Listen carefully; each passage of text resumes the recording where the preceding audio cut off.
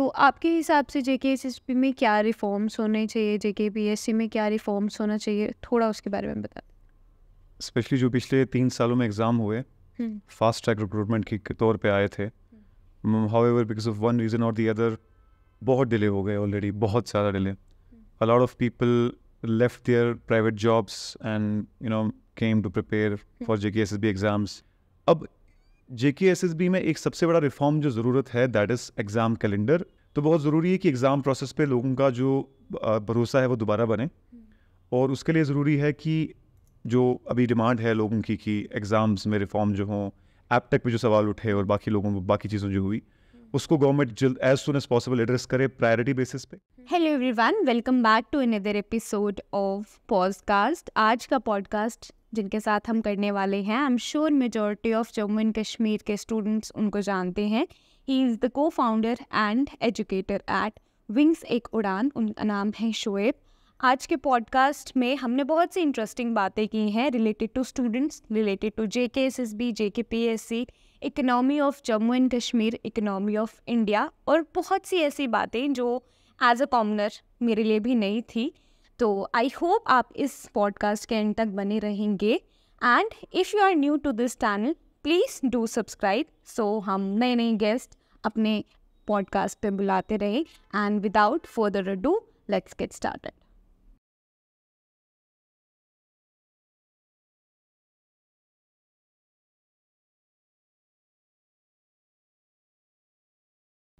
Hello everyone, welcome back to another episode of podcast. आज के episode specially students के लिए, जम्मू एंड कश्मीर के, बहुत खास होने वाला है बिकॉज वी हैव द को फाउंडर ऑफ विंग्स एक उड़ान, Shoaib sir. Hello sir, hello ma'am, how are you?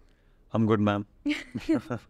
Sir, आगे बढ़ने से पहले सबसे पहले आप अपना थोड़ा सा ब्रीफ इंट्रोडक्शन दे सकते हैं? Hello everyone, my name is Shoaib Farid. I am the co-founder of Wings Ek Udan Private Limited, and I am basically from Bhadarwah, district Doda, and I did my schooling from Bhadarwah, from government school, higher secondary, and then I qualified AIEEE. आज तो उसको JEE advanced वगैरह बोलते हैं, तब AIEEE बोलते थे, and I got admission into NIT Srinagar. I completed my electronics communication BTech from NIT Srinagar, and then I started preparing for UPSC and then taught in an academy for a while. In 2017 जब academy शुरू हुआ था, I was one of the educators there, and then I taught in a number of institutes in Delhi, and then came back in 2018 and tried to start something of our own, and the youth of Jammu and Kashmir have been very supportive in supporting Wings as a brand, and we are lucky कि थोड़ा बहुत जो भी कुछ achieve कर पाए because of youth of J&K. Sir, wings एक उड़ान के बारे में थोड़ा सा, क्योंकि हमें जितना पता है कि it is one of the fastest growing edtech Jammu and Kashmir में, थोड़ा सा उसके बारे में बताना। Wings Ek Udan was basically we never thought of creating an institute as such. हम 3-4 friends थे who had taught in different institutes and we met in different institutes. तो जो एडटेक इंडस्ट्री थी, it was at a very nascent stage at that time. बहुत कम लोग online पढ़ा रहे थे, और कोविड से पहले तो ऑनलाइन पढ़ने का ट्रेंड भी ज़्यादा नहीं था। तो we were teaching in different institutes, online Unacademy पे पढ़ा रहे थे कुछ लोग, मैं ऑफलाइन पढ़ा रहा था यहाँ डिफरेंट इंस्टीट्यूट्स में जम्मू में। एंड देन कोविड में सब कुछ बंद हो गया, तो ऑब्वियसली एक वॉइड क्रिएट हो गया कि करें क्या खाली टाइम में। तो हम 3-4 लोग हैं, हम लोगों ने मिल के ऑनलाइन पढ़ाना शुरू किया। इसमें मैं था, रणधीर सर थे, और पंकिल सर एंड किरण सर, हम 4 लोग थे। हमने पढ़ाना शुरू किया और ऑनलाइन बहुत अच्छा रिस्पांस मिला हमको। यूट्यूब पे पढ़ाना शुरू किया, सिंपल। अगर आप हमारे स्टार्टिंग की वीडियोस देखेंगे तो हमें लाइटिंग का भी अंदाज़ा नहीं था, तो रिफ्लेक्ट करती थी हमारे वाइट बोर्ड से लाइट्स वगैरह। एक कैमरा पड़ा हुआ था हमारे पास, तो उससे हमने शुरू की रिकॉर्डिंग। और आहिस्ता आहिस्ता, शायद मुझे लगता है कोविड में लोग सर्च भी कर रहे थे। उस दौरान पंचायत अकाउंट असिस्टेंट की पोस्ट भी थी, तो लोगों ने काफ़ी सपोर्ट किया, काफ़ी लाइक किया हमारे वीडियोस को।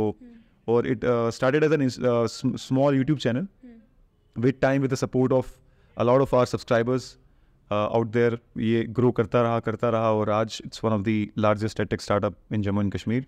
ये लकी कि इतना प्यार हमें जम्मू कश्मीर की यूथ से मिला। सर, आप वहाँ पे टीचर भी हैं और को फाउंडर भी।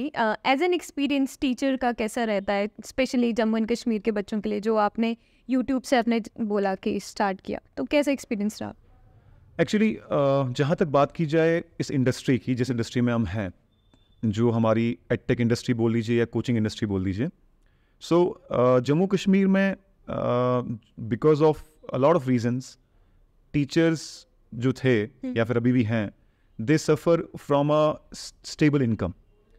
It's more of a gig economy कि आपको काम मिलता है ये कंपोनेंट पूरा करने का and you have to complete that component. उसमें आपको कुछ रिन्यूमरेशन मिलता है and you shift to another component. Different institute में हर कोई जाता था.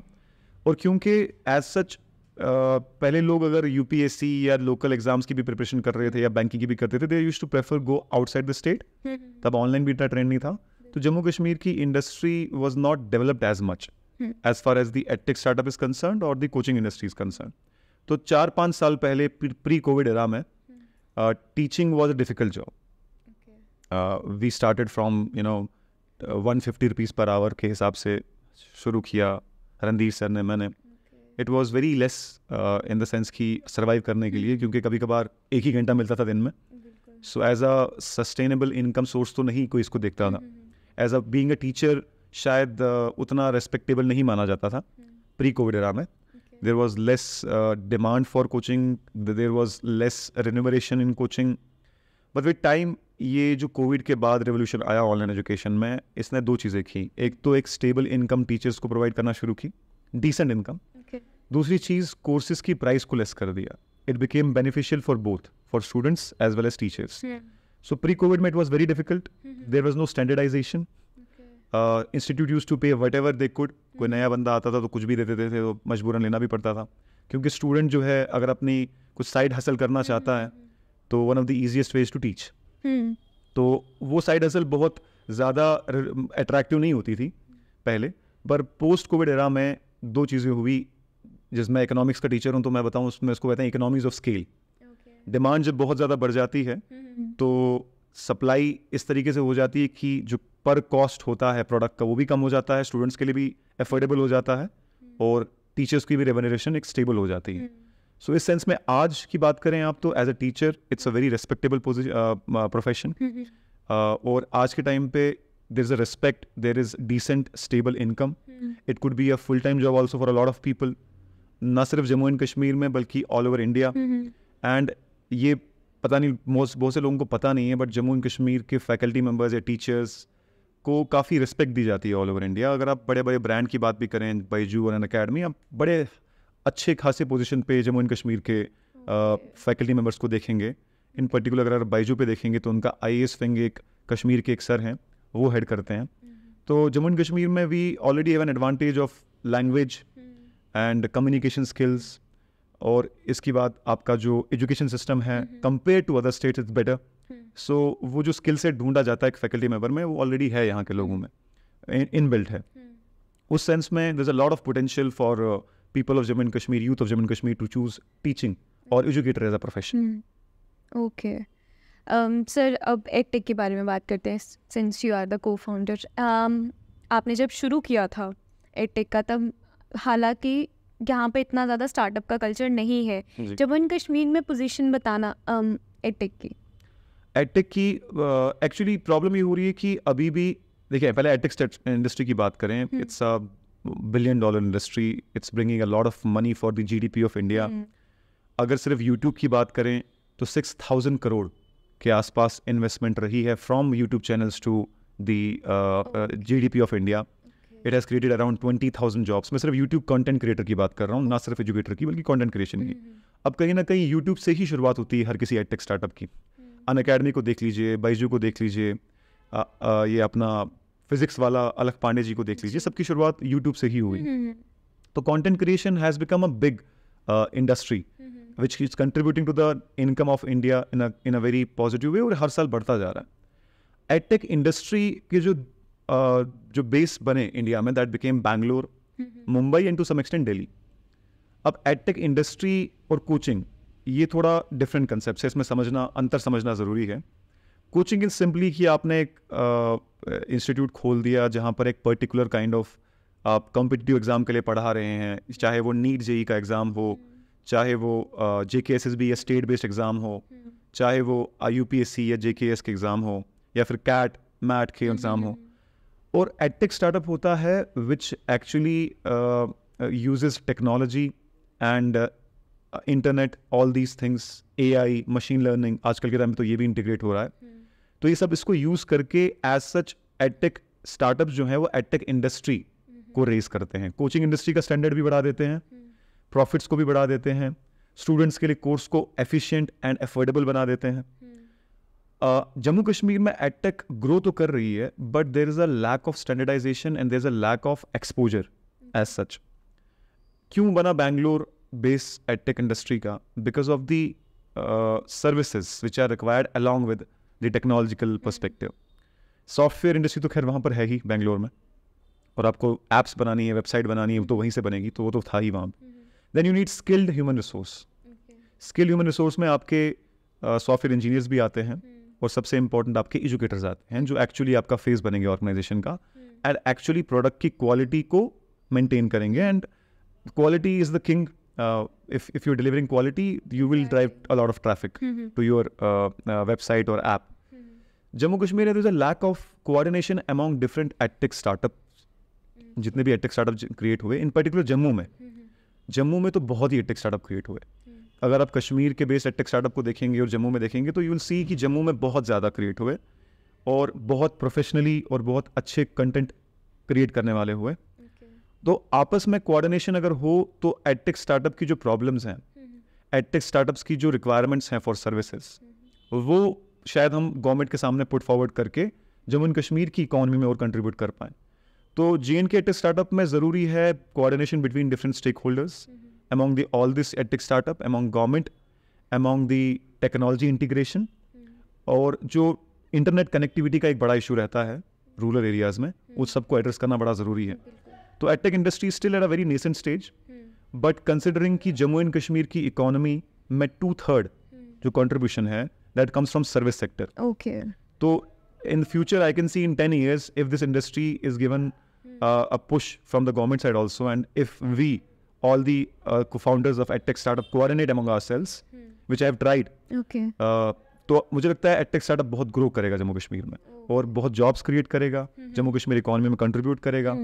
सो ये सब चीज़ें अभी होने को हैं। ओके सर, आपने अभी बताया कि होने को है। आप अगर हम बात करें नेक्स्ट 5 years को लेके चलते हैं, जम्मू एंड कश्मीर में एडटेक स्टार्टअप का क्या स्टेट रहेगा? मुझे लगता है कि if we are provided with the necessary infrastructure, चाहे वो डिजिटल इंफ्रास्ट्रक्चर हो, चाहे वो फिजिकल इंफ्रास्ट्रक्चर हो, if we are provided with both these things, next 5 year में it can contribute significantly to not just the Jammu and Kashmir economy, but it can become a part of the national edtech ecosystem also. उसके लिए वही बात आ गई कि आपको सबसे पहले वो सारी सर्विसेज चाहिए यहाँ पे। You need physical infrastructure, you need integration of technology like machine learning, artificial intelligence, you need the maintain of quality, जैसे कि नेशनल लेवल पे हो रही है, और इन्वेस्टमेंट्स जैसे कि स्टार्टअप्स का सब चलता ही है कि अब अगर आपने शार्क टैंक भी बहुत लोग फॉलो करते होंगे, तो उसमें दिखाते हैं कि sometimes it's like you make a product at 2 rupees and you sell it at 1 rupee। Starting में एडटेक स्टार्टअप्स प्रॉफिटेबल नहीं रहते, वो प्रॉफिटेबल बनते बनते बनते 3, 4, 5 साल लग जाते हैं। तो उस चीज़ को होते होते we need some kind of investment support from government, जिसमें बहुत सी स्कीम हैं भी from startup India and from Jammu and Kashmir entrepreneur development institute, and Mission Youth in particular is supporting a lot of initiatives like that.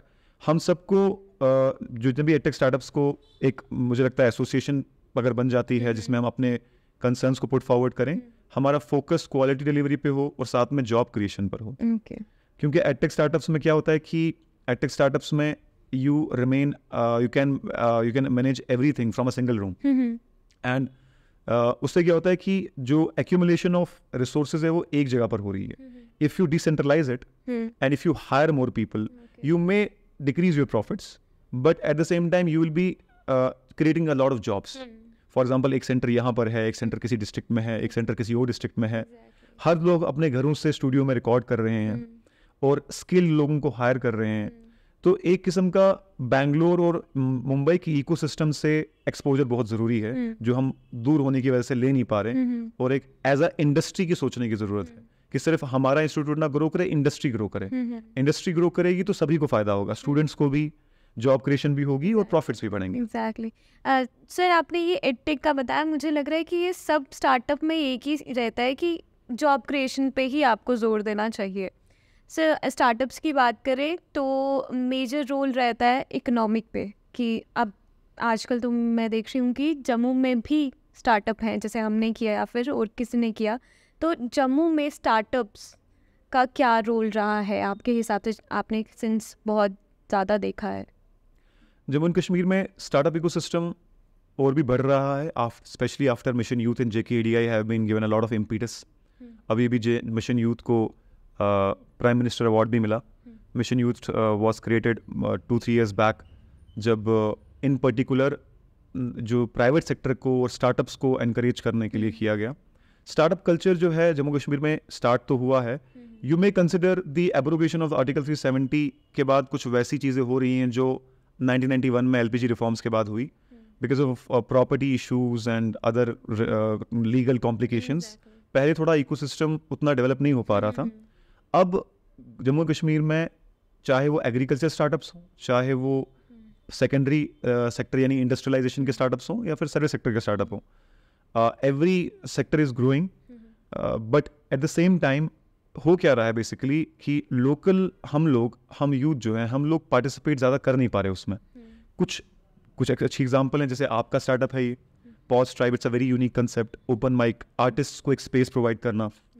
उसके बाद अभी एक story I थी, जैसे कि एक इंजीनियर हैं, मुझे नाम नहीं याद आ रहा उनका, उनके ब्रांड का नाम है बेकीफाई। She was an engineer, Budgam से हैं वो बेसिकली, और उन्होंने इंजीनियरिंग करने के बाद जब एग्ज़ाम दिया, देखा डिले हो रहा है, JKSSB में तो सबको पता ही कुछ डिले हो गए 3-4 साल से। तो she started her own home bakery. लोगों ने उसको बोला कि अब आप इंजीनियरिंग करके बेकर बनोगे। तो एक जो सोशल स्टिग्मा भी इसके साथ एसोसिएटेड है कि आप कुछ प्राइवेट करें लाइफ में, जो कि नहीं, गवर्नमेंट नौकरी है तो तभी आपकी जो है इज्जत है या आपको स्टेबल इनकम है। वो स्टिग्मा भी आहिस्ता आहिस्ता हट रहा है। People are also not following their dream और देयर पैशन, क्योंकि एक तो स्टेबल इनकम नहीं है, एक सोशल स्टिग्मा है। अगर ये दोनों चीज़ें हट जाती हैं तो स्टार्टअप कल्चर को और भी बूस्ट मिलेगा। For now a lot of startups have started coming up. For example एक और स्टार्टअप है JK स्टूडेंट्स करके। He is like he has Instagram page, he has open a website jkstudents.in। जितना भी एजुकेशन रिलेटेड इन्फॉर्मेशन है, results हैं, notification है, he has been sharing. उनका नाम आतिश है। किश्तवाड़ के एक बहुत ही रूरल एरिया से बिलोंग करते हैं, but still he is doing a wonderful job. So internet in particular has created a lot of opportunity for service sector। और गवर्नमेंट की जो इंडस्ट्रियलाइजेशन पॉलिसी है, in which government is going to spend around 24,000 crore, 24,000 or 28,000 crore rupees in setting up industrial units in Jammu and Kashmir। That is going to create the industrial base। जो government का initiative make in India, उसको भी बहुत support करने वाला है वो। उसके अलावा अभी कुछ टाइम पहले ऑनरेबल गवर्नर, लेफ्टिनेंट गवर्नर ने एक स्कीम लाई, 1 district 1 product, कि जम्मू कश्मीर और लद्दाख की हर डिस्ट्रिक्ट से एक पर्टिकुलर प्रोडक्ट को एक्सपोर्ट के लिए प्रमोट किया जाए। फॉर एग्जांपल उधमपुर से कलाड़ी है, हम लोग अपने ट्रेडिशनली खाते आ रहे हैं, तो ये जो लोकल चीज़, इसको अगर प्रॉपर्ली मार्केट किया जाए, we can market it all over India. Then there is saffron, there is gucchi mushroom, जिनको अभी भी जोग्राफिकल इंडिकेशन टैग भी मिला है। सो एग्रीप्रेन्योरशिप और entrepreneurship in general in all sectors is growing. But हाँ, यहाँ एक कंसर्न ज़रूर रहता है कि अगर हमारे लोकल लोग उसमें पार्टिसिपेट नहीं करते ज़्यादा, तो ऑब्वियसली बात है, अपॉर्चुनिटी है तो बाहर के लोग बाहर से तो इन्वेस्ट करेंगे, बाहर के एंटरप्रेन्योर्स आएंगे। That will create jobs here, definitely that will create infrastructure here, but that will not retain the money in Jammu and Kashmir economy. Jammu and Kashmir economy में मनी रिटेन करना बहुत इंपॉर्टेंट है, because right now without central support it's very difficult to have a sustaining economy in Jammu and Kashmir. In spite of all the resources we have, the natural resource, the tourism sector, उसके बावजूद भी JNK economy को अभी बहुत grow करने की ज़रूरत है। सो लोकल एंटरप्रेन्योर्स को पार्टिसिपेट करके लोकल वेंचर्स क्रिएट करने की बहुत ज़रूरत है। सर अभी हम स्टूडेंट्स और JKSSB के बारे में बात करते हैं। सिंस हमारा जो एक्टिवली अभी ज़्यादातर यूथ है जम्मू एंड कश्मीर का, वो प्रिपेयर कर रहा है JKSSB या फिर हम कोई भी एग्ज़ाम बोले, तो आपके हिसाब से JKSSB में क्या रिफॉर्म्स होने चाहिए, JKPSC में क्या रिफॉर्म्स होना चाहिए, थोड़ा उसके बारे में बता।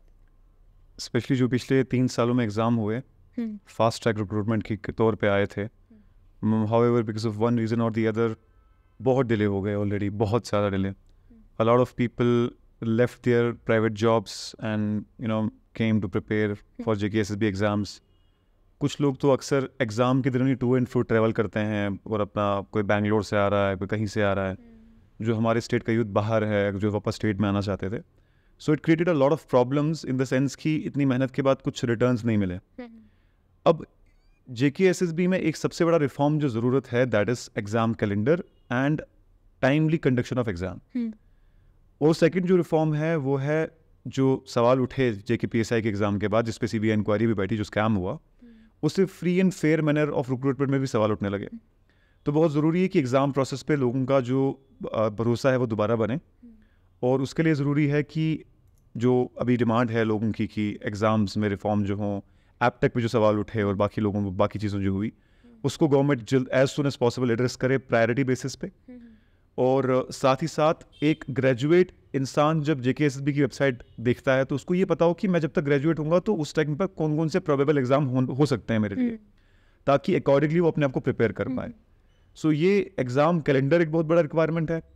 और जो रिक्रूटमेंट एजेंसी है वो एक ट्रस्टेबल एजेंसी हो, जिसमें कोई इल्ज़ाम ना लगा हो, कोई एलिगेशन ना लगी हो, कोई ब्लैकलिस्ट ना हुआ हो. और JKPSC की जहाँ तक बात है, थोड़ा बहुत सबसे बड़ा रिफॉर्म जो खुद JKPSC ने लाने की कोशिश की थी वो ये था कि UPSC और JKS एग्ज़ाम को सिंक करना. उनका एक नोटिस निकला था JKPSC का, जिसमें उन्होंने बताया था कि as far as possible we'll try to conduct JKS exam within 15 days of UPSC exam. यानी यहाँ से UPSC प्रीलिम्स हो, वहाँ से KS प्रीलिम्स हो, यहाँ से UPSC मेंस हो, वहाँ से KS मेंस हो. वो हो नहीं पाया, वो किसी भी साल नहीं हो पाया. मतलब प्रीलिम्स तो टाइम पे तकरीबन चलो एक आध महीने बाद भी हो गया तो चलेगा, बट मेंस में 3-4-5 महीने का गैप आ जाता है. तो यहाँ से KS एस्पिरेंट मेंस की तैयारी कर रहा होता है UPSC की, वहाँ से JKPSC का प्रीलिम्स होता है. फॉर एग्जांपल अभी UPSC के मेंस सितंबर के लास्ट वीक में हो रहे हैं और प्रोबेबल डेट जो है JKS प्रीलिम्स की वो सितंबर 24 है. तो जो बच्चा, जो कैंडिडेट IAS की तैयारी करना चाहता है और KS भी देना चाहता है, उसके लिए बहुत आउट ऑफ सिंक चला जाता है एग्ज़ाम. दूसरी चीज़ क्या है, JKPSC के एग्ज़ाम में भी कैलेंडर नहीं है. कि कुछ एग्ज़ाम्स हुए हैं बहुत पहले, दोबारा कभी हुए ही नहीं. For example assistant conservator forester, ये एक एग्ज़ाम है. या फिर अभी भी पोस्ट निकली है assistant director forest, I guess उसका भी कोई डेट नहीं है कि कब एग्ज़ाम होगा कब नहीं होगा. अभी APs की पोस्ट आई है, उसके लिए भी थोड़ा बहुत, कई सारी पोस्ट का तो सिलेबस भी नहीं आया था काफ़ी वक्त तक. जहाँ तक मुझे बताया वेटनरी के रिलेटेड एक पोस्ट है AP की, वेटनरी इंजीनियरिंग है या क्या है, आई डोंट रिमेंबर, उसका भी सिलेबस अभी तक नहीं आया. तो पहले पोस्ट निकलती हैं, फिर कुछ देर बाद सिलेबस निकलता है, फिर कुछ देर बाद एग्ज़ाम की डेट आती है, बहुत कन्फ्यूजन रहता है. तो ये रिफॉर्म्स की बहुत ज़रूरत है कि कैलेंडर बने. साथ ही साथ KS इन पर्टिकुलर जो एग्ज़ाम है उसमें कुछ सब्जेक्ट्स का जो बायसनेस देखने को मिलता है, बिकॉज ऑफ वन रीज़न और दी अदर, मे बी वो ज़्यादा स्कोरिंग है. फॉर एग्जांपल एंथ्रोपोलॉजी भी बहुत सवाल उठते हैं कि एंथ्रोपोलॉजी में स्कोर बहुत हाई आता है compare to other humanities subject. History वाला या फिर पॉलिटी वाला या फिर सोशियोलॉजी वाले कैंडिडेट उतना स्कोर कर ही नहीं पाते जितना हाई स्कोर एंथ्रोपोलॉजी में आता है. इसके रिलेटेड हमारी बात भी हुई थी 2016 में, जो उस वक्त पे चेयरमैन थे मिस्टर लतीफ़ुज़्ज़मान देवा. उनको हमने एक प्रेजेंटेशन भी प्रोवाइड की थी किस तरीके से इस एग्ज़ाम प्रोसेस को मोर इक्विटेबल डिस्ट्रीब्यूशन ऑफ वो हो सकता था, बट कुछ हुआ नहीं उस पर. तो स्केलिंग प्रोसेस का इंक्लूड करना बहुत ज़रूरी है JKPSC में, जिससे ये इंश्योर हो कि कुछ लिमिटेड सब्जेक्ट को ज़्यादा फ़ायदा ना मिले, सारे ही ह्यूमैनिटी सब्जेक्ट से लोग आ पाएँ. और कहीं ना कहीं ये मकसद भी यही है JKPSC में सारे सब्जेक्ट को रखने का कि हर सब्जेक्ट की एक्सपर्टीज़ आए, हर सब्जेक्ट के एक्सपर्ट्स सिविल सर्विस में दाखिल हों. वो नहीं हो पा रहा, कुछ लिमिटेड सब्जेक्ट का लोग आ रहे हैं. फॉर एग्जांपल मैंने सुना था कि लॉ के सब्जेक्ट में पिछली बार एक भी कैंडिडेट सेलेक्ट नहीं हुआ. तो ये थोड़ा डिस्करेजिंग हो जाता है फिर उन पर्टिकुलर ऑप्शंस के लिए. तो ये रिफॉर्म बहुत ज़रूरी है. इन पर्टिकुलर मैं JKSSB एस्पिरेंट्स को भी ये बोलना चाहूँगा कि अभी ऑनलाइन एक वॉर छिड़ी हुई है बिटवीन टू ग्रुप्स. एक को कहा जा रहा है री एग्ज़ाम गैंग और एक को कहा जा रहा है डिले गैंग, और एक मेरिटोरियस करके स्टूडेंट्स हैं. तो नो डाउट मेरिटोरियस स्टूडेंट के साथ बहुत गलत हुआ कि उन्होंने तैयारी की थी. एट द सेम टाइम अगर एग्ज़ाम प्रोसेस पे ही सवाल तो ओवरऑल हर किसी के साथ ही गलत हो गया. तो मुझे लगता है उनको आपस में बजाय इसके कि आपस में एक दूसरे पे एलिगेशन लगाने के, जो रूट कॉज ऑफ प्रॉब्लम है उस पे ब्लेम डालना ज़रूरी है और डिमांड करना ज़रूरी है कि रिफॉर्म्स हों, फ्री एंड फेयर मैनर में एग्ज़ाम हो, रेगुलरली हो। ज़रा ज़रूरी रेगुलरली भी होना है। यहाँ से फ्री एंड फेयर हो जाए, रेगुलरली नहीं हो रहे, साल का गैप आ रहा है एग्जाम में, तो जो इंसान पढ़ के बैठा होता है, जो फर्स्ट अटेम्प्ट होता है, that is the best attempt. अगर उसी अटेम्प्ट में आपको उसका रिटर्न नहीं मिला या फिर आपको 2 साल वेट करना पड़ा पढ़ने के बाद एग्जाम के लिए, तो फिर फ़ायदा नहीं है। मोटिवेशन भी कम हो जाती है, नो डाउट। एग्जैक्टली सर, जैसे अभी हमें पता चला है कि जैसे आपने बोला कि डिले हो रहे हैं एग्ज़ाम्स, काफ़ी ज़्यादा गैप्स आ रहे हैं, डू यू थिंक बच्चों को सेकंड ऑप्शन प्लान बी जैसे बोलते हैं वो रखना चाहिए? बिल्कुल, in fact I have this, I had made a video on my channel, हमारे चैनल पे प्लान बी करके ही एक वीडियो है, in which I had requested the candidate to not be just dependent upon one exam. अगर आप competitive exam की ही तैयारी कर रहे हैं, सरकारी नौकरी ही चाहिए, तो एटलीस्ट आप सिर्फ JKSSB या JKPSC एग्जाम पर डिपेंडेंट ना रहें। नेशनल लेवल में SSC CGL एग्जाम है, RBI ग्रेड बी है, इंटेलिजेंस ब्यूरो का एग्जाम है, SBI बैंकिंग के एग्जाम्स हैं, तो अपने स्कोप को वाइडन रखें ताकि आपके पास चॉइसेस ज़्यादा रहें। हाउएवर मैं ये भी कहूँगा कि एट द सेम टाइम ये बात को भी जानने की ज़रूरत है कि आप कितनी भी मेहनत कर लें, पोस्टें लिमिटेड है। For example, if you just preparing for JKPSI, उसमें 1200 पोस्टें थी, number of people who applied for the post were around 1.5 lakh to 2 lakh. अब कितना भी मेहनत कर लें, सेलेक्ट तो 1200 ही होंगे। So you have to understand that there is a level of unpredictability in a competitive exam. अब बहुत मेहनत करने के बाद भी ऐसा हो सकता है आपको सिला ना मिले। ज़रूरी नहीं कि आप इसके योग्य नहीं थे, आपने बिल्कुल मेहनत की, पूरा किया, बट इवेंचुअली 1200 ही पोस्टें हैं ना। अगर एक रेस लगी हुई है, 1200 पोस्टें रेस के फिनिश लाइन के उस तरफ हैं, तो एक एक सेकंड के डिले से भी तो सीटें भर जाएंगी। तो प्लान भी ये भी हो सकता है कि आप डिफरेंट एग्जाम्स पे डिपेंडेंट रहें और उसके साथ साथ में अपना एक ऑल्टरनेट करियर या फिर पैसिव इनकम क्रिएट करने का जरिया या फिर एंटरप्रेन्योरशिप, इसमें उतरना बहुत ज़रूरी है। मुझे लगता है partly coaching industry and edtech startups including us, I mean we have to bear this responsibility of ये बताने की लोगों को कि आप बेशक बहुत मेहनत करें, पढ़ाई करें, अच्छे से करें, हो जाए तो बहुत अच्छी बात है, but there is a good chance that you would not get selected. कई एग्जाम में तो 0.1% सिलेक्शन रेट है, कई में 0.1%, हाईली इम्प्रोबेबल ऑड्स। तो आपको ये बहुत अंडरस्टैंड करने की ज़रूरत है कि प्लान बी आपका हायर एजुकेशन हो सकता है, आपके दूसरे स्टेट के एग्जाम हो सकते हैं, आपका एंटरप्रेन्योरशिप वेंचर हो सकता है, पैसिव इनकम हो सकता है। This should be in the back of your mind always. If you completely dependent upon dependent upon few exams, जैसे कि JKSSB में हुआ, 3 साल से कोई एग्जाम दे रहा है, कोई कई लोगों का क्वालिफाई भी हो, उसके बाद भी उनको सिला नहीं मिला, उसके बाद level of frustration, level of depression बहुत बढ़ जाता है। इसीलिए you have to have a financial independence, को आउटलेट होना चाहिए जो आपको फाइनेंशियली आपको इंडिपेंडेंट रखे और आप अपने पैशन को भी फॉलो कर सकें, करियर को भी फॉलो कर सकें। मतलब उसके साथ चलना चाहिए। बिल्कुल, नो डाउट अबाउट इट। ठीक है सर, जैसे हम अभी बच्चों की ही बात करते हैं, आपके हिसाब से जैसे आपने देखे होंगे कि हर बच्चा मेहनत कर रहा है, हर बंदा कंसिस्टेंट है, कॉन्टिन्यूसली मेहनत कर रहा है, स्टिल उनका नहीं निकलता है। आपको क्या लगता है, लक फैक्टर है या कुछ और चीज़ें हैं जो मिसिंग है, जो हो सकती थी, जो बच्चे इम्प्रूव कर सकते हैं लेकिन उसकी वजह से वो पीछे रह रहे हैं? जी बिल्कुल, ऐसी भी चीज़ें हैं। अगर हम इस सवाल को डिवाइड करें कुछ पार्ट्स में, पहले तो वो लोग हैं जिनने बराबर मेहनत की और फिर आगे ये एग्ज़ाम कैंसिल होने की वजह से या नोटिफिकेशन को रिजेक्ट करने की वजह से या एग्ज़ाम डिले होने की वजह से दे कुड नॉट परफॉर्म। तो यहाँ तो अगर मेहनत कांस्टेंट है सबके लिए, मेहनत तो सबको करनी है। तो अगर आपने हर चीज़ फॉलो की जो भी इम्पोर्टेंट है, फॉर एग्ज़ाम्पल आपने प्रिपरेशन की पहले, फिर MCQ की प्रैक्टिस की, फिर आपने रिविजन्स की और आपने बहुत सारे मॉक्स लगाए, उसके बाद भी आपका नहीं हुआ, तो कहीं ना कहीं लक फैक्टर तो है। लेकिन अगर आपने प्रिपरेशन की, कई लोग ऐसे भी हैं जिनकी मेहनत बहुत होती है बट डायरेक्शन गलत होती है। फॉर एग्ज़ाम्पल MCQ प्रैक्टिस, मैं हमेशा से बोलता आया हूँ अपने डिफरेंट वीडियोज़ में भी, कि विदाउट MCQ प्रैक्टिस जो ये मल्टीपल चॉइस क्वेश्चन के एग्ज़ाम्स हैं, you cannot qualify these exams, because these exams are not just the test of your knowledge, they're also the test of कि आप limited time में under pressure कैसा perform कर रहे हैं। So you have to train your mind and you have to rigorously put pressures on your body your mind to replicate that examination atmosphere. Exam में जाने से पहले आपको एग्जामिनेशन के इकोसिस्टम को क्रिएट करना पड़ेगा। आप सिलेबस ख़त्म कर लें तो उसके बाद एग्जाम में बैठने से पहले उस एग्जाम के मॉक्स कम से कम 15 से 20 लगाएं, जो बहुत कम लोग करते हैं, नो डाउट। तो उन लोगों को ये करने की ज़रूरत है। और एक मेंटोर होना बहुत ज़रूरी है, किसी ऐसे शख्स से जिसने तैयारी कर रखी है, उसको पता होता है कि मिस्टेक्स कहाँ अवॉइड करनी है। ज़रूरी नहीं कि वो सेलेक्टेड कैंडिडेट ही हो, कोई इंसान प्रिपेयर कर रहा है कुछ टाइम से, तो हर एस्पिरेंट अपने प्रिपरेशन के दौरान कोई ना कोई मिस्टेक्स कमिट करता है, वो उसको रियलाइज़ हो जाती है वक्त के साथ। तो एक नया प्रिपेयर करने वाला अंधाधुंध आंखें बंद करके प्रिपेयर ना करे, किसी मेंटोर से पूछ ले। If you want to come to our institute, most welcome, कभी भी आप आएँ, we are always open for the mentorship. आपको हम बताएंगे कैसे प्रिपेयर करना है। सो सिर्फ मतलब एक आंखें बंद करके छलांग मार देना इस फील्ड में is not right. You have to understand the demand of examination. Exam oriented study होनी चाहिए, और at the end of the day practice, a lot of practice.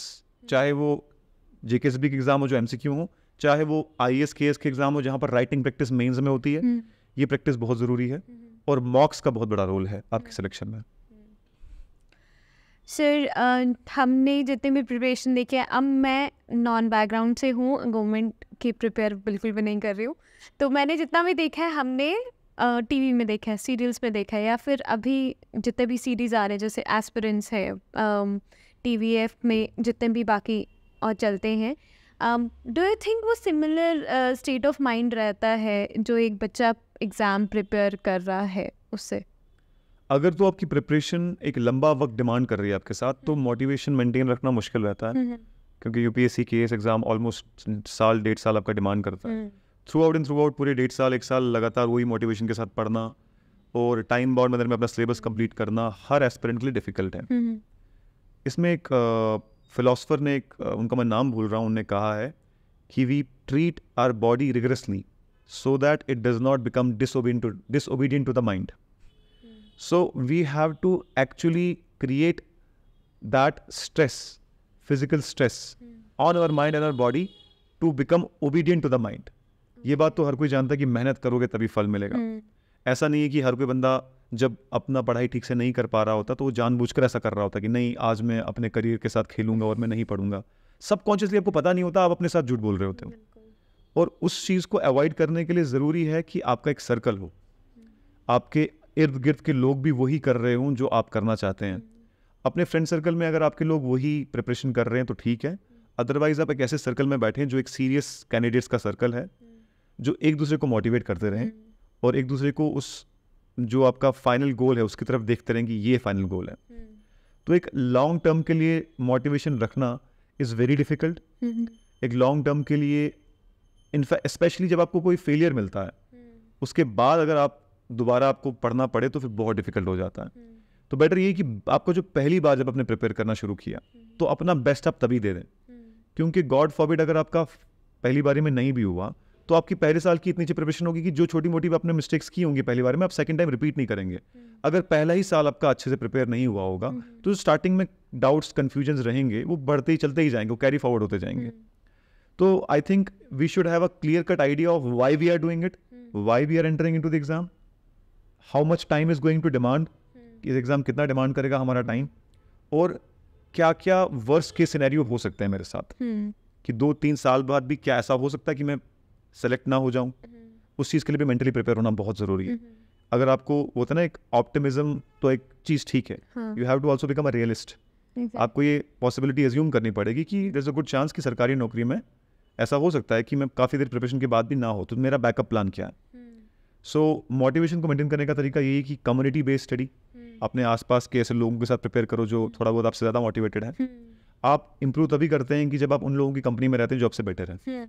अगर आप उन लोगों की कंपनी में रह रहे हैं जो आपसे कम हार्ड वर्किंग हैं या आपसे कम मेहनत करते हैं, आपसे कम मोटिवेटेड है, तो आप भी अंधों में काना राजा दिखेगा बट आप इंप्रूव नहीं करेंगे। So always be with those people जो आपको आईना दिखाते रहें, आपको मैं तो इस हद तक कहूँगा बी लिटिल करते रहें, आपके ज़मीर को झंझोड़े, तो तब ज़मीर को झंझोड़ने के बाद ही एक्चुअल मोटिवेशन आती है। ग्रेट सर, बहुत अच्छे पॉइंट्स बोले आपने। आप हर एक स्टूडेंट के, हर एक टाइप के स्टूडेंट में बात करूँ कि उनके साथ डील कर रहे हैं एज अ टीचर भी। सर, अगर फॉर एग्जांपल किसी का नहीं होता है, then they came to private sector या फिर प्राइवेट जॉब्स, कितना डिफ़िकल्ट रहता है प्राइवेट के साथ कोचिंग? क्योंकि आई एम श्योर कि आपके साथ आपके इंस्टीट्यूशन में भी वो लोग आते होंगे जो कर भी रहे हैं and they need some motivation, हम यहाँ पे भी करें, तो क्या बैलेंस रहता है उनका? प्राइवेट सेक्टर के साथ मैनेज करना थोड़ा डिफिकल्ट है, गवर्नमेंट सेक्टर के साथ लोग फिर मैनेज कर लेते हैं। गवर्नमेंट सेक्टर में ऐसा होता है कि जो अपने सीनियर्स होते हैं जब वो सुनते हैं कि एक बेटर जॉब के लिए प्रिपेयर कर रहे हैं तो they are very cooperative.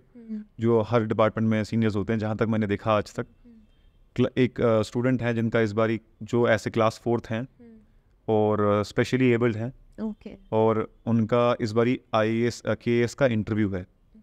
He is a 4th class employee in forest department. तो ही टोल्ड ए स्टोरी कि उनके जो सीनियर्स हैं दे वर वेरी हैप्पी कि चलो यार हमारे ऑफिस से एक बंदा प्रिपेयर कर रहा है, सपोर्ट करो इसको।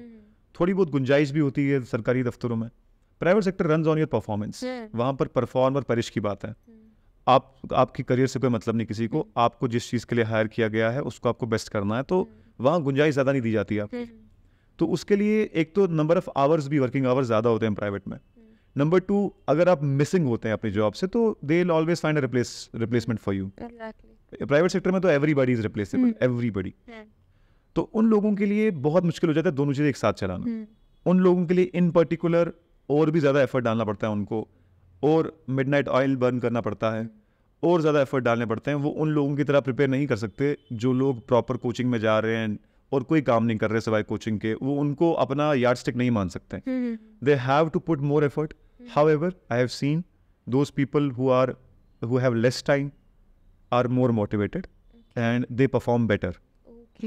Purely जो बिल्कुल डेडिकेट कर देते हैं टाइम अपना। Many a times I have seen people जो लोग अपना प्राइवेट जॉब भी मैनेज कर रहे हैं, ये भी कर रहे हैं और प्रिपरेशन भी कर रहे हैं, they outperform those people who actually have dedicated their time for preparation. तो कभी कभार आपदा ही अवसर बन जाता है। बिल्कुल। तो जैसे कि हमारे प्राइम मिनिस्टर कहते रहते हैं, तो वो चीज़ भी है। Okay, great. सर, आप पे आते हैं। You are economic teacher. JNK की इकोनॉमी अभी इस वक्त एट प्रेजेंट कोविड के बाद से कैसी है और कोविड के पहले कैसी थी? देखिए, इकोनॉमी की जो भी हमारे पास पॉइंट्स होते हैं या हम समझते हैं उसको, वो हम सरकारी दस्तावेज से ही समझ पाते हैं। तो कोइंसिडेंटली अभी भी जम्मू एंड कश्मीर की गवर्नमेंट ने, department of economics and statistics ने एक इकोनॉमिक सर्वे रिलीज़ किया है जम्मू एंड कश्मीर इकॉनमी का। अभी रिसेंटली कुछ 1-2 महीने पहले रिलीज़ हुआ है वो इकोनॉमिक सर्वे 2022-23 के इकोनॉमिक ईयर के लिए। उसमें ये बताया उन्होंने कि जम्मू एंड कश्मीर इकॉनमी 15% से ग्रो कर रही है। तो एक स्टेट की या यूटी की इकॉनमी को मेजर करने के लिए जो आंकड़े होते हैं उनको हम कहते हैं GSDP, gross state domestic product. तो उस हिसाब से Jammu and Kashmir economy is on a rice. उस इकोनॉमिक सर्वे के हिसाब से 15% की ग्रोथ है एट करंट लेवल्स एंड 7-8% की ग्रोथ है at constant levels with respect to 2011-12। उस सेंस में देखा जाए तो we are on a right path towards increasing economy. However we have to compete with big states like the largest economy of our country। जो states के comparison जब करते हैं वो है Maharashtra, Tamil Nadu, Karnataka, Gujarat and UP. These are the top 5 economies in decreasing order. We have to learn from them कि how service sector, agriculture sector and secondary sector यानी industrial growth have contributed to their economy. What kind of practices they have implemented, ease of doing business। आपकी state में business setup करना, business करना कितना आसान है, कितना प्रॉफिटेबल है, कितने टैक्स रिबेट्स हैं, इन सब चीज़ों पे गवर्नमेंट मुझे लगता है काम कर रही है। और अभी गवर्नमेंट का फोकस एंटरप्रेन्योरशिप पे भी बहुत ज़्यादा है। और जम्मू एंड कश्मीर इकॉनमी का जो अभी भी कई लोग जब हम सोचते हैं JNK की इकॉनमी को, तो हम सोचते हैं, मैंने भी पहली बार जब सोचा था तो मुझे लगा था कि एग्रीकल्चर या हॉर्टिकल्चर वगैरह इन सब चीज़ों से ज़्यादा पैसा आता होगा। हाउएवर हमारी इकॉनमी में 2/3 हिस्सा सर्विस सेक्टर से आता है और बाकी हिस्सा इंडस्ट्रियल और एग्रीकल्चर से आता है। So there is a huge potential to grow in agriculture, there is a huge potential to grow in industrialization जो पहले नहीं हो पाती थी आर्टिकल 370 से पहले। Government is going to invest around 24,000 और 28,000 करोड़ इन इंडस्ट्रियलाइजेशन। फ़र्क ये है कि क्या हमारे ही लोकल एंटरप्रेन्योर्स सेटअप कर रहे हैं कि बाहर के भी करें, यहाँ के भी करें, दोनों सही है। लेकिन हमारी economy over the period of time has not been self sustaining.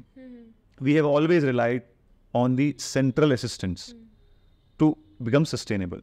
यहाँ तक कि सैलरी और पेंशन में ही हमारा अराउंड 30 to 38% बजट जाता है हर साल. So we have a lot of room to grow. We have a lot of potential to grow. बहुत सारी चीज़ों को improve करना. It will take some time. But at least we are on the right path of growth. Okay. तो do you think कि abrogation जो 370 article का हुआ, it's good? It is it's a debatable issue. It's still a sub judice matter कि exactly इसके implications क्या होंगे आने वाले टाइम पे. But however yes, जहाँ तक बात की जाए constitutional provisions की, उस heading पे ही temporary provisions लिखा था. आज नहीं तो कल इसको जाना ही था, बिकॉज कॉन्स्टिट्यूशन बनते वक्त ही इसको टेम्पररी प्रोविजन कहा गया था. सो आज नहीं तो कल it had to go away and integration with the mainland was necessary, that it did. कई सारे सेंट्रल लॉज जो पहले इंप्लीमेंट नहीं होते थे जम्मू एंड कश्मीर में, अब वो इम्प्लीमेंटेबल होने लगे. कई सारे स्कीम्स जो पहले डायरेक्टली इंप्लीमेंटेबल नहीं हो पाती थी अब होने लगी. So there is like common structure throughout, common legal structure throughout the length and boundary of the country. वो एक अच्छी चीज़ है. उसके साथ साथ में जो अब लैंड लॉज बदले हैं वो बदलते हुए अगर हमारे ही लोकल इकोनॉमी को फ़ायदा पहुंचाते हैं तो फिर तो अच्छा है. लैंड लॉज बदलने से बेशक बाहर से इन्वेस्टमेंट आएगी, हाउएवर दो चीज़ें हैं ध्यान रखने की. एक तो है एनवायरनमेंट प्रोटेक्शन, जहाँ पर इंडस्ट्रियलाइजेशन ना होने की वजह से हमें काफ़ी सारे नुकसान भी थे, कुछ फ़ायदे भी थे. यानी हमारा एनवायरनमेंट प्रोटेक्टेड था, एयर पोल्यूशन वाटर पोल्यूशन उस लेवल का नहीं था. उस चीज़ को इंडस्ट्रियलाइजेशन के साथ साथ, ग्रोथ के साथ साथ ये ध्यान रखने की ज़रूरत है कि हमारे एनवायरमेंटल लॉज भी स्ट्रिक्टली इम्प्लीमेंटेबल हों. साथ में ज़्यादा पार्टिसिपेशन लोकल लोगों की हो, जम्मू कश्मीर के लोकल लोगों की, ताकि जो पैसा क्रिएट हो, जो रेवेन्यू क्रिएट हो, जो प्रॉफिट्स क्रिएट हो, स्टेट्स में ही टिकें, स्टेट्स में ही री इन्वेस्ट हों. अगर बाहर के एंटरप्रेन्योर ज़्यादा पार्टिसिपेट करेंगे तो प्रॉफिट्स बाकी सब चीज़ें बाहर चली जाएंगी. और अगर लोकल एंटरप्रेन्योर ज़्यादा पार्टिसिपेट करेंगे तो पैसा जे की इकोनॉमी में ही सर्कुलेट करेगा और यही की इकोनॉमी को सेल्फ सस्टेनिंग बनाने में मदद करेगा. So this is something which we need to really think about. आप देखें जम्मू और दिल्ली को अगर कंपेयर करेंगे तो क्लाइमेट के हिसाब से, वेदर के हिसाब से तकरीबन हम सिमिलर हैं. और दिल्ली की एयर पोल्यूशन का तो आपको हाल जानते ही. एक छोटी सी चीज़ है, कभी आप ऑब्जर्व कीजिएगा कि मेजॉरिटी ऑफ द मेटाडोर अगर आप देखेंगे या बसेस देखेंगे आज के टाइम पे जम्मू एंड कश्मीर में, तो उनके वहाँ से काला धुआं निकल रहा होता है. Majority of the buses and metro, at least जो मैंने आज तक देखी, क्लियरली ऐसा लगता है कि they are not suitable to be run any more. However इधर इस चीज़ पे अभी तक फोकस नहीं जा रहा है. We have to protect our environment. हमारा क्लाइमेट, हमारा वेदर, हमारा सॉइल, हमारी geography is our strength, in the sense कि हमारे हॉर्टिकल्चर से लेकर हमारे साफ शफाफ एनवायरनमेंट से लेकर ये चीज़ें अभी तक प्रोटेक्टेड रही हैं. सो डेवलपमेंट के साथ साथ सस्टेनेबल डेवलपमेंट की बात ज़रूर करनी है हमने, और उस पर वर्क करना बड़ा ज़रूरी है. Valid points. सर, हम अब लार्ज स्केल पे बात करते हैं, इंडियन इकोनॉमी की बात करते हैं.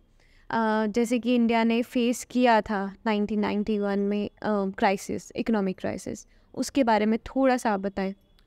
1990s में we faced a balance of payment crisis.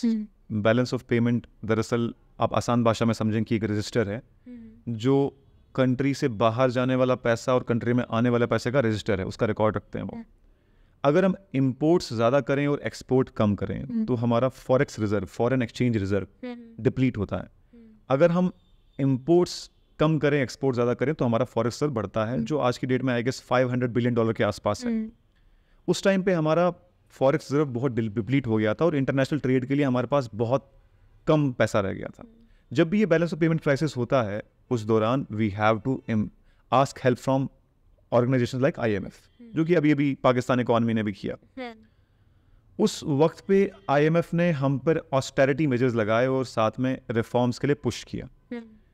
From independence we have been mostly a socialist economy, welfare state, जिसमें हम प्राइवेट सेक्टर को कम गुंजाइश देते थे और government maximum factors of production पे होल्ड होता था, फैक्टर्स ऑफ प्रोडक्शन पे. 1991 के बाद we tilted more towards capitalism, private sector, liberalization, privatization and globalization के रिफॉर्म हुए. लिबरलाइजेशन का मतलब था कि गवर्नमेंट का control over different sectors was relaxed, liberalize किया गया उसको. पहले लाइसेंस राज हुआ करता था, छोटे से छोटे बिजनेस खोलने में बहुत दिक्कतें आती थी, लाइसेंस लेने में बहुत दिक्कतें आती थी, तो लाइसेंसेस को मैक्सिमम बिजनेस के लिए ख़त्म कर दिया गया। अब बड़ा आसान हो गया बिजनेस करना, नंबर 1। नंबर 2, प्राइवेटाइज किया गया। गवर्नमेंट ने बहुत सारी लॉस मेकिंग गवर्नमेंट ऑर्गेनाइजेशन को बेच के प्राइवेटाइज कर दिया। अब जहाँ प्राइवेट सेक्टर आता है वहाँ एफिशिएंसी आती है, वहाँ प्रॉफिट मोटिव आता है, वहाँ क्वालिटी ऑफ डिलीवरी आता है, तो प्राइवेटाइजेशन हुई। And then globalization, we opened up our economy for the global players, for the global investors, जिन्होंने इंडिया में आके इन्वेस्ट किया, टेक्नोलॉजी लाई, स्किल लाया, मैन पावर लाया, और बहुत सारी इनोवेशन और इन्वेंशंस यहाँ पर हुई। वैसा ही कुछ एक्सपेक्ट हम कर रहे हैं कि आर्टिकल 370 के एब्रोगेशन से भी हो जम्मू कश्मीर में। तकरीबन आप इसको कंपेयर कर सकते हैं एनालॉजी की तरह कि पहले Jammu and Kashmir was closed in terms of land laws, in terms of industrial policy, in terms of what could the outsider do here in Jammu and Kashmir. That has been opened now. I hope it goes on to benefit as much as LPG reform did to the Indian economy. And we have come a long way from LPG reforms. Today, India is the 5th largest economy in the world. We recently surpassed UK as the 5th largest economy, around $3 trillion economy है हमारी. And we will soon become the largest economy in terms of at least PPP. I mean, if we go on this growth trajectory, GDP PPP एक term होती है, इसको कहते हैं purchasing power parity. उस term में हम 3rd नंबर पे आते हैं। तो फर्स्ट पे चाइना है, सेकंड पे USA है, थर्ड पे इंडिया है। So Indian economy is on the rise. And Covid के जो शॉक्स हमको लगे, इकोनॉमिक शॉक्स, उससे भी काफ़ी हद तक according to the economic survey of India 2022-23 के हिसाब से we have recovered in almost every field. We are at pre pandemic levels. जो 3 साल का सेटबैक लगा उसको रिकवर करने में डेफिनेटली टाइम लगेगा। हाउएवर, कहते हैं ना, what does not kill you makes you stronger. So our economy is stronger than ever. ये बात ज़रूर है कि डिमोनेटाइजेशन और GST की इम्प्लीमेंटेशन के बाद भी ये एक्स्ट्रा शॉक थे हमारी इकोनॉमी के लिए, जो ज़रूरी भी थे किसी हद तक। हाउएवर, उसकी जो शॉक्स लगते हैं इनमें थोड़ा टाइम पीरियड होना चाहिए। बहुत सारे इकोनॉमिस्ट का ये कहना भी था कि डिमोनेटाइजेशन ज़रूरी नहीं थी। ब्लैक मनी तकरीबन सारा वापस आ गया। I mean black money, total circulation में मनी पूरा वापस आ गया। ब्लैक मनी उतना रिकवर हो नहीं पाया। और फिर ये भी बात उठी थी, कई सारे इकोनॉमिस्ट ने बोला कि डिमोनेटाइजेशन के फौरन बाद GST इंप्लीमेंट नहीं करना चाहिए था, because economy had already suffered from a major setback. तो ये 2 चीज़ें तो हुई, उसके बाद कोविड भी हुआ, but still Indian economy is as strong as ever. Inflation है, पूरे दुनिया में है इस वक्त। Still India is still better than, in fact best among the major emerging economies all over in world. Sir, जैसे अभी आपने बोला कि India is emerging economy all over the world. Can we credit Prime Minister Modi for that? Definitely. See, it has been a long journey since 70 years in which different governments played their role, and since 2014 a lot of positive initiatives were put in, like Make in India, which ensured कि industrial growth India में ही हो. We missed the industrial revolution bus when in the second 5-year plan we could not achieve the industrial growth we thought of according to PC Mahalanobis plan. I would not go into technicalities, वो थोड़ा boring हो जाएगा। तो second 5-year plan में हमने कोशिश की industrial revolution करने की, वो नहीं हो पाया। उसके बाद चाइना वॉर होगी, उसके बाद पाकिस्तान वॉर होगी, कंटिन्यूसली कोई ना कोई सेटबैक रहा। अब प्रेजेंट गवर्नमेंट का जो फोकस इकोनॉमी पे है, that is definitely going to help India in becoming one of the largest emerging economies.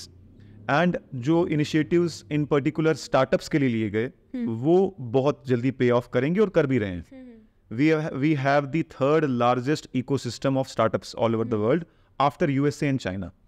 We have the largest number of unicorn startups after USA and China. Unicorn का मतलब होता है वो startup which has cross the market valuation of $1 billion. सो हम पूरे world में 3रे number पे आते हैं स्टार्टअप इकोसिस्टम में भी और यूनिकॉर्न्स में भी। सर्टेनली उसके अलावा एज ऑफ डूइंग बिजनेस, जो कि वर्ल्ड बैंक का एक इंडेक्स हुआ करता था कि जिस पे आप मेजर करते थे कि किस तरीके से किस कंट्री में कितना आसान है बिजनेस करना, उसको भी इम्प्रूव किया गया। We have improved in a lot of sectors, but definitely there is always room for improvement. I believe India is one of the countries which can become the world leaders right now. Diplomacy is going in the right direction, no doubt about it. The image of India all over the world has improved. That is there. And अभी एक और बहुत बड़ा जो Chandrayaan launch हुआ, which is one of the biggest achievement of ISRO, is a testament in itself कि किस हद तक इंडिया ऑल ओवर वर्ल्ड अपना soft power diplomacy role play कर रहा है. And we have a lot of, we are a young country and we are an old civilization but young country. And there is something unique about India, about its workforce, about the demographic dividend we have. जो लोग हैं, more than 50% of our population is young population. In future we are going to become net suppliers of human resource all over the world. So certainly there is a lot of good things happening right now in India under present government. Sir जैसे हमें पता है कि सब जितने भी countries हैं world में वो इंडिया की तरफ वापस आ रहे हैं. जैसे हमने एप्पल का स्टोर रूम अभी देखा कि मुंबई में ओपन हुआ है and we got to know कि टेस्ला भी आ रहा है. Sir do you think it's a boon और bane for India? West India को बहुत पहले से net security provider in Asia बोलता आया है against the rise of China. और China is an economic power which made it a military power because of its manufacturing base. I think the time is right that India can become the next manufacturing hub of the world. India is the best alternate to the manufacturing hub with respect to China. और बहुत सारी बड़ी firms are looking to India now to provide that hub. And उस direction में government ने बहुत सी schemes भी लाई हैं, बहुत सा पैसा invest किया है, especially electronics मैन्युफैक्चरिंग में. a lot of money is being pumped. Battery manufacturing में which is going to become a norm for electric vehicles, उसमें बहुत हज़ारों करोड़ों की सब्सिडी जा रही है. टेक्नोलॉजी के लिए बहुत अच्छा इकोसिस्टम क्रिएट किया जा रहा है.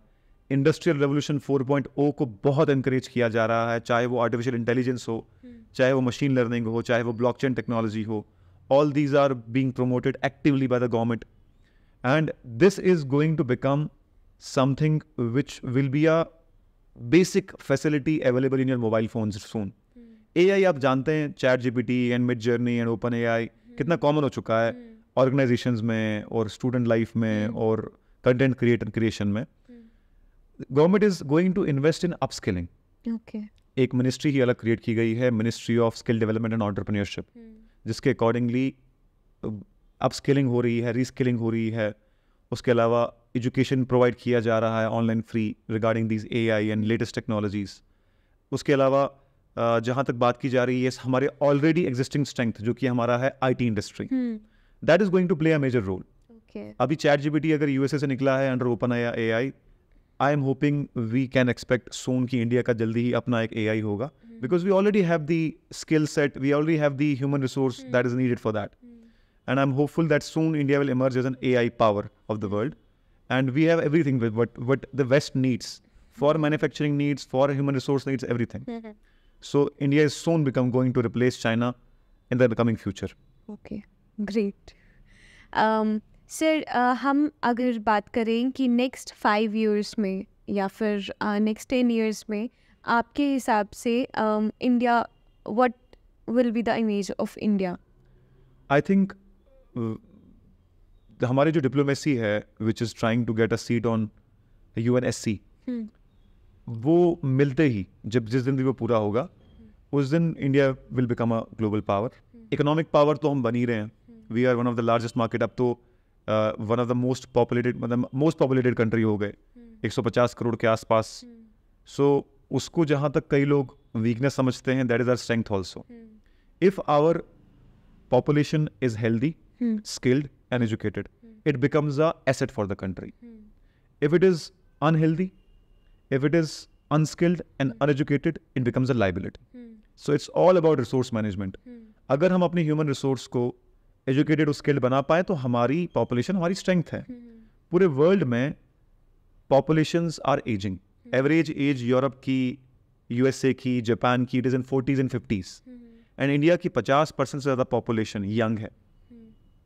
So we have a huge human resource and उसको यूज़ करके we can become net supplier of human resource all over the world.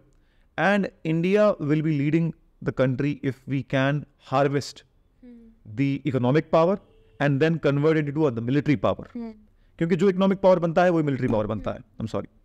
सो अगर if we are able to harvest this untapped potential of human resource, technology, our strengths, and ensure that we don't have any major war. War sets you back a lot.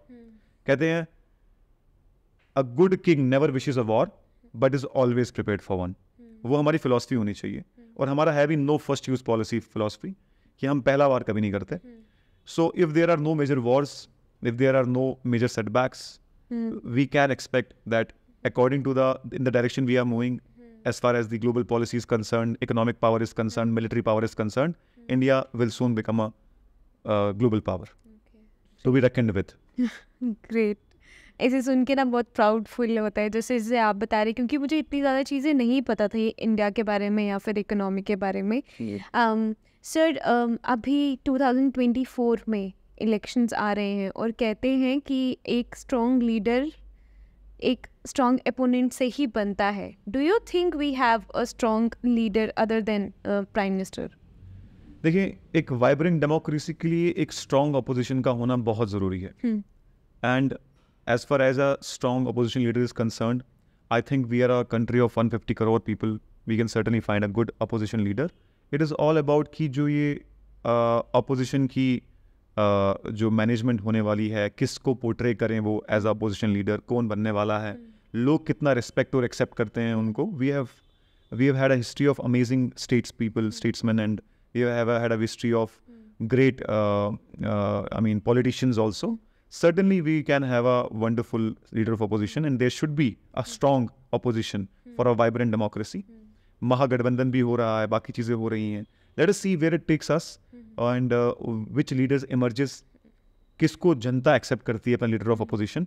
And I am hopeful, I hope कि इधर बहुत अच्छा strong leader हो opposition का. और क्योंकि इससे ये भी इंश्योर होगा कि जो एग्जीक्यूटिव है उनकी अकाउंटेबिलिटी बढ़े, पार्लियामेंट में जवाबदारी हो, सवाल जवाब हो. जी. कोई भी कितना भी हो, लोगों का काम तारीफ़ें करना कम और सवाल पूछना ज़्यादा होना चाहिए. मीडिया का काम तारीफ़ें करना कम, सवाल पूछना ज़्यादा होना चाहिए. और सवाल एक्टिवली असल माने में हम तो पूछ लेते हैं, बट इम्पैक्ट उनका पड़ता है जो पार्लियामेंट में अंदर बैठे हैं. इसीलिए एक स्ट्रॉन्ग अपोजिशन का होना भी ज़रूरी है.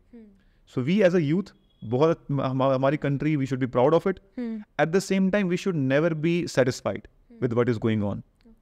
We should be proud of everything we have achieved, but we should have a thirst always. अगर ये अच्छा हुआ तो और भी अच्छा होना चाहिए, बेस्ट होना चाहिए.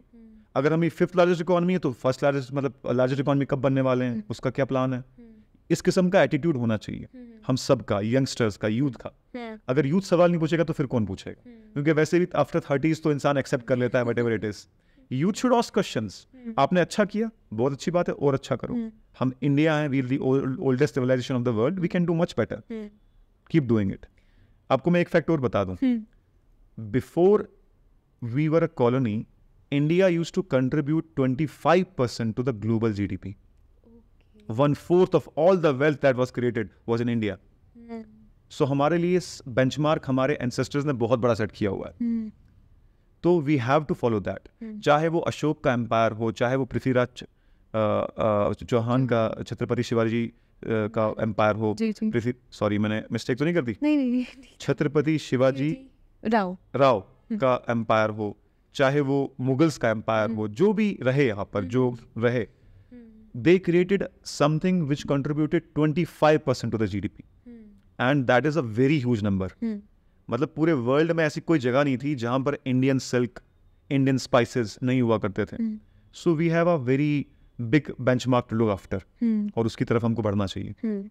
कहते हैं ना, be foolish, be hungry, be foolish. Be hungry, be foolish. Very very rightly put. Exactly. Sir, coming back to JNK में इलेक्शंस का अभी जितना भी हमें सुनने को आ रहा है कि होंगे या नहीं होंगे, डू यू थिंक कि हमें एक राइट लीडर की जो चूज़ किया गया है यहाँ के लोगों के लिए, या फिर यहाँ के लोगों से वैसा होना चाहिए? बिल्कुल, डेफिनेटली. इलेक्टेड गवर्नमेंट बहुत देर से हमारे यहाँ पर नहीं रही है. 2015 में सरकार गिरी, और 15 के बाद अब 2023 तक मुझे लगता है तकरीबन 8 साल होने वाले हैं. और 8 साल से हमारी कोई इलेक्टेड गवर्नमेंट नहीं है. This is not how a democracy works. Certainly there have been issues. Article 370 को हटाया गया इसके बीच में, फिर वो बाकी चीज़ें भी हुई, उसके बाद दोबारा से पॉलिटिकली इसको रीऑर्गेनाइज करना पड़ा. तो I understand that, but it's been too long since we had election. Election जल्द से जल्द होना चाहिए। सुनने में तो ये आ रहा है कि शायद 2024 में जो पार्लियामेंट्री इलेक्शन है उसके साथ ही होगा, बट डिमांड तो यही रहनी चाहिए सभी यूथ की कि जितना जल्दी हो सके इलेक्शंस हो, इलेक्टेड गवर्नमेंट, इलेक्टेड लीडर आए, क्योंकि अभी तो सब कुछ ब्यूरोक्रेट्स वगैरह ही चला रहे हैं। And I am not saying कि वो रॉन्ग है, बट डेमोक्रेसी की एसेंस है, डेमोक्रेसी की सोल वो नहीं है। डेमोक्रेसी की सोल है elected government, and that is how a democracy works. It's been too long since we have had elected leaders. अब जल्द से जल्द इलेक्शन होने चाहिए। तो मतलब अगर फॉर एग्जांपल इलेक्शंस होते हैं and we elect suitable candidate, तो जितने भी अभी ड्रॉबैक्स हमें दिख रहे हैं, वी आर होपफुल कि वो सब हट जाएंगे। ये डिपेंड करता है कि लोग अपना ट्रस्ट किसको देते हैं, किस किस्म का इलेक्शन मैनिफेस्टो है, किस किस्म की बातें की जा रही हैं। इकोनॉमी जो हमारी ओपन हुई है with respect to state laws and all, there has to be a very good vision. Normally मैं ये कहता हूँ कि don't vote to party, vote to the candidate. मेरी अपनी पर्सनल ओपिनियन ये है कि I see the candidate, does he have a vision, does he have the understanding of his constituency, कि मैं इस कॉन्स्टिट्यूएंसी के लिए क्या करने वाला हूँ। फॉर एग्जाम्पल, अगर हम ऐसा करें, ये मेरी एक राय है, कि आप कॉन्स्टिट्यूएंसी के पहले एक बोर्ड लगा दीजिए और उस पर सबसे लिखवा दीजिए कि 5 साल बाद हम यहाँ क्या क्या चेंजेस दिखेंगे, कितने ब्रिजेस बनेंगे, कितने हॉस्पिटल्स बनेंगे, कितनी रोड्स बनेंगी, कितने घर में इलेक्ट्रिफिकेशन होगी, कितने जगह पर ड्रिंकिंग वाटर पहुँचेगा, कितने जॉब्स क्रिएट होंगे, टूरिज्म के पॉइंट ऑफ व्यू से क्या होगा। उसका आप 70% भी अचीव कर लेंगे तो आपको दोबारा लोगों का ट्रस्ट मिलेगा। और अगर ना कर पाए तो लोग किसी और को चांस दें। बनस्बत इसके कि हम पार्टी को वोट करें, बेटर ये है कि हम कैंडिडेट को वोट करें। कैंडिडेट अच्छा होगा तो वो काम अच्छा ही करेगा, चाहे वो किसी भी पार्टी में हो। Then we need not to have that. तो I guess there has to be a proper discussion among youth, और मुझे लगता है अब टाइम आ गया कि यूथ को लीड लेना पड़ेगा। बिकॉज जो ओल्ड पॉलिटिक्स थी और जो ये इंडस्ट्रियल जो ये इंटरनेट रेवोल्यूशन हुआ है, जिस हिसाब से हम अवेयर हुए हैं अपने पॉलिटिकल राइट्स को लेकर, जिस हिसाब से डिस्कशंस हुई हैं आफ्टर आर्टिकल 370 की अच्छा हुआ कि बुरा हुआ, I guess every youth should be aware कि what we want with our state. At the end of the day we are going to run it in the future, being government officers, being politician, being teachers, being doctors, being engineers, we should take a active part in the election process. We should all go out and vote. We should all have debate, discussion, dialogue. ये कहा जाता है 3D of democracy: debate, discussion and dialogue. What exactly do we want from our state? हमारा yardstick क्या है, हम किस level तक पहुंचने वाले हैं। अगर आज हमारी इकोनॉमी 1.61 लाख करोड़ है तो हम किस टारगेट पे देखना चाहते हैं 5 साल के बाद, उसको कितना टारगेट वो अचीव हुआ। अकाउंटेबिलिटी, ट्रांसपेरेंसी, ये सब चीज़ें होनी चाहिए। And we should be educated, informed. We should make an informed decision about it. Great. Sir, हम इस पॉडकास्ट के लास्ट लेग में आते हैं। आपके हिसाब से आपने जितने भी स्टूडेंट्स के साथ काम किया है, टीचर्स के काम किया है, या फिर एसोसिएशन के साथ काम किया है, आपके हिसाब से कुछ ऐसी टिप्स या फिर कुछ ऐसे बोल सकते हैं कि लेसन्स जो आपकी लाइफ में आपने सीखे हैं और आप आगे डिलीवर करना चाहते हैं, वो क्या रहेंगे? मैं for the students and for the normal people also. देखें, जो वक्त आ रहा है, जो एक वक्त था जब कंप्यूटर एक नॉर्म बन गया और कंप्यूटर को तेज़ी से अडॉप्ट करने लगे गवर्नमेंट सेक्टर्स भी, प्राइवेट सेक्टर्स भी। वो एक ऐसी टेक्नोलॉजी थी जिसने हमारे the way we do things, the way we work को रेवोल्यूशनाइज कर दिया। Who could have imagined that एक टाइम पे जब 30 रुपए की कॉल लगती थी आज से 20 साल पहले, तो हम 30 पैसे में भी यूएसए में किसी से बात कर रहे होंगे। अगर हम डेटा कंजम्पशन की बात करें तो उतने पैसे का ही होगा शायद 1 मिनट के लिए। तो टेक्नोलॉजी बहुत तेज़ी से बदली, और आज के टाइम पे, हमारे टाइम पे जो सबसे बड़ी टेक्नोलॉजी वो है AI, artificial intelligence. You don't need to actually create AI, you need to learn how to use AI। Elon Musk ने बोला था कि AI will not replace your job, a person using AI will. You have to educate yourself, you have to skill yourself. जो भी latest technology आ रही है, आप आने वाले टाइम में सरकारी नौकरी करने वाले हैं या प्राइवेट करने वाले हैं या डॉक्टर बनने वाले हैं या इंजीनियर बनने वाले हैं, AI is going to be integrated in every sphere of your life. Number 1 तो ये है कि जो भी ये हमारे टाइम की सबसे बड़ी टेक्नोलॉजी है, इसको आप बहुत लर्न करें। कोई मुश्किल नहीं है, अगर आप फेसबुक, इंस्टाग्राम चला सकते हैं तो आप AI भी चला सकते हैं। आप कभी प्रैक्टिस करें। मुझे लगता है बहुत सारे लोगों ने तो कभी ChatGPT खोल के भी नहीं देखा होगा।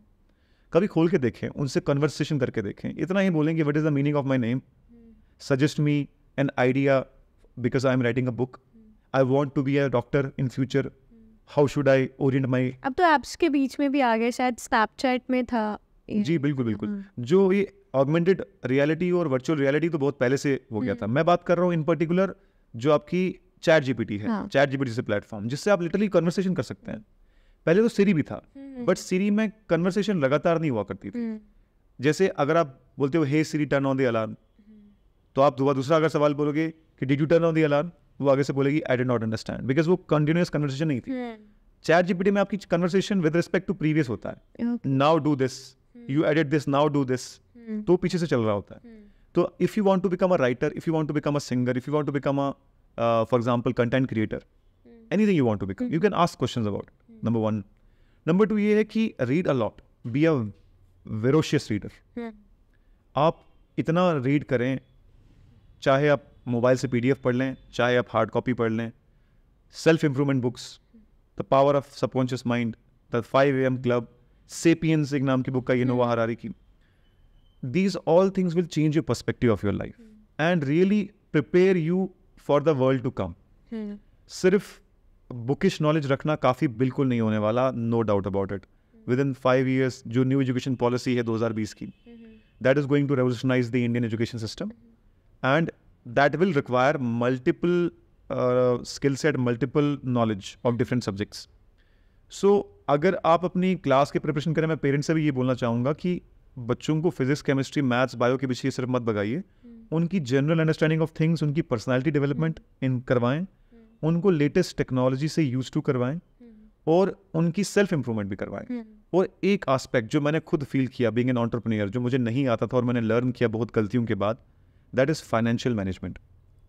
How to manage your finances, how to create a sustaining passive income. अगर आप अपने बच्चों को डॉक्टर बनाना चाहते हैं, आप उनको लाखों रुपए खर्च करते हैं नीट जे की प्रिपरेशन में, कुछ पैसा इसमें भी खर्च कर दें कि वो कोई भी एक नॉर्मल ह्यूमन स्किल से पैसे कमा सके। ठीक है, आप डॉक्टर बनाना चाहते हैं, बनाएं, बट एटलीस्ट उसको इतना काबिल बना दें कि कल को वो डॉक्टर नहीं बना तो अपनी जिंदगी में कम से कम अपना और अपनी फैमिली का गुजर बसर कर सके, कोई ऐसा स्किल हो उसके पास। तो ये चीज़ें बहुत ज़रूरी हैं, जो स्किल है, रियल लाइफ स्किल्स हैं, वो बहुत ज़रूरी हैं। वेस्ट के सिस्टम में एक टॉपिक होता है, उसको होम ec बोलते हैं, होम इकोनॉमिक्स, जो आपके होम स्किल्स होते हैं, cooking and cleaning and accounts, all these things. जब हम में से मैक्सिमम लोग जो बिजनेस शुरू करते हैं, we don't even know how to manage accounts, how to track your payment कि किस तरीके से कितना जाएगा। There is something called is break even point, कि आपका बिजनेस कब इतना किस पॉइंट पे नो प्रॉफिट नो लॉस पे आ जाएगा। फॉर एग्जाम्पल कोचिंग इंडस्ट्री है, क्लास है, मेरा एक बैच पे कॉस्ट लेट्स से 1 लाख है, एक बच्चे की फी 10,000 है, तो 10 बच्चों पे मेरा ब्रेक इवन पॉइंट आएगा, 10 बच्चों पे जस्ट मेरे नो प्रॉफिट नो लॉस पे जाएगा। When I have this kind of information and this kind of skill, then I can scale up my business, I can scale up my money, I can scale up my revenue. So we have to have that understanding of how finances work. This should be an integral part of every subject. देखो आप doctor बनते हैं, कई लोग clinic खोलते हैं, तो it is not necessary कि जो बहुत अच्छा डॉक्टर है वो बहुत अच्छे से फाइनेंसेस को मैनेज भी कर सके। कितना इन्वेस्ट करना है, कितनी बड़ी क्लिनिक होनी चाहिए, कितने लोगों को हायर करना है, कैसा प्रमोशन करना है, these comes with when you know about accounts without finance management. तो finance management, self improvement and learn the autobiographies of successful people. They will teach you a lot. जो आप खुद मिस्टेक कर करके सीखेंगे, वो पहले ही आपको अपने बुक्स में सिखा देंगे। Exactly. स्टूडेंट्स को मुझे लगता है कॉमन ही है दोनों के लिए कि बचपन से ही आप सिर्फ बुकिश नॉलेज ना लें, आप how things work, how does the universe work. आजकल तो बहुत आसान हो गया है। I mean, I remember I recently watched a video. I knew about neap tide, high tide, जो भी मैंने पढ़ा था, रट्टा मारा हुआ था। Recently, Neil deGrasse करके एक cosmologist हैं USA के। Okay. He makes things understand very easily. उन्होंने एक उसी कंसेप्ट को इतनी आसान भाषा में समझा दिया कि मुझे लगा कि ये मेरे लिए कुछ एनलाइटमेंट मूवमेंट था। He showed कि actually Earth moves out and in of a bulge. और बल्ज क्रिएट वहाँ होता है जहाँ चांद होता है। वो उसकी एनिमेशन भी एग्जिस्टिंग है, just search Neil deGrasse on internet and आगे करो लर्निंग अबाउट टाइड्स, तो आपको इतना इजीली समझ में आ जाएगा वो ऑडियो विजुअल एड से। तो there are lot of people, lot of educators out there who will make you understand how world works, how education system works, why are you studying trigonometry, what is the use of it in your future, where will you use it, why are we studying it at all, why are we studying trigonometry, why are we studying science, why are we studying humanities, हमारे life में इसका कहाँ role है? There is a huge indifference between industry and education in our education system that is being dealt with the new education policy. कि industry की demand क्या है, that is not inculcated by our education. So first preference होनी चाहिए आपको understanding of things, and second preference आपकी होनी चाहिए financial independence, passive income. So very true जो आप points बता रहे हैं, उसमें से मुझे सबसे ज़्यादा लगा कि financial independence चाहे irrespective of the gender, irrespective of the sex, कि कौन कितना कमा रहा है कितना नहीं, सबको होनी चाहिए. Very true sir. सर हम आपके बारे में थोड़ा सा डिटेल ले रहे थे, तो हमने आपकी सोशल मीडिया भी स्क्रॉल किया. You right and recite. तो आपके हिसाब से जो आपकी लाइफ में यूज़ होते हैं कोट्स, जो आपको लगता है शायद हम लोगों के लिए भी बेनिफिशियल रहेंगे, तो ऐसे कुछ कोट्स होंगे आई एम श्योर, आप थोड़ा बता सकते हैं? जी बिल्कुल. आई बिलीव पोइट्री और motivational quotes always go a long way to motivate you through your journey, to follow your passion, to bring you out of that depressing phase of your life. We all had that phase in our lives.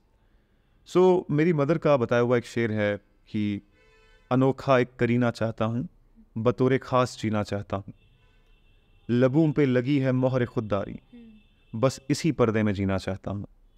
कि अनोखा एक करीना का मतलब है कि एक नया way of life, बतौर खास जीना चाहता हूँ, यानी I want to live not a normal life but extraordinary life. लबों पे लगी है मोहर खुददारी, मैं खुददार शख्स रहना चाहता हूँ, किसी के आगे हाथ नहीं फैलाना चाहता. I want to earn on myself, बस इसी पर्दे में जीना चाहता हूँ. And I don't want spotlight in my life. I want to do good, I want to create something, I want to leave the world a little better than how I found it. We should all have this kind of attitude.